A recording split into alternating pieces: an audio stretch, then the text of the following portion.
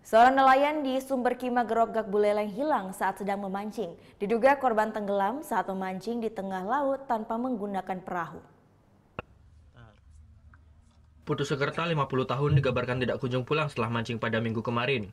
Korban mancing di tengah Segara Rupak Gerogak saat air sedang surut tanpa menggunakan perahu. Tim SAR Buleleng pun langsung melakukan proses pencarian sejak Senin hingga kini korban tak kunjung ditemukan. Dan biasanya pekerjaannya di kebun sini kontrak. Tapi kalau nggak ada kerjaan sih dari jam 8 malam sampai jam 3. Sementara itu, Kepala Posar Patas Dewa Hendri menjelaskan bahwa meski hingga saat ini korban belum ditemukan, proses pencarian korban akan terus dilakukan oleh Basarnas serta dibantu Polair Polres Buleleng. Dugaan sementara, korban terjebak di tengah laut di saat air mengalami pasang sehingga panik dan terseret arus.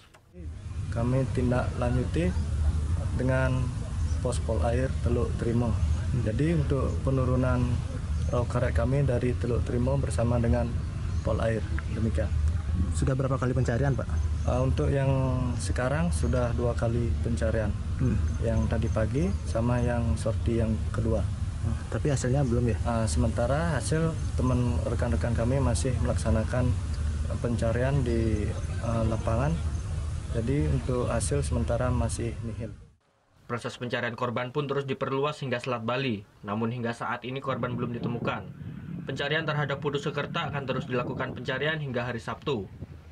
Putu Wijana melaporkan untuk NET.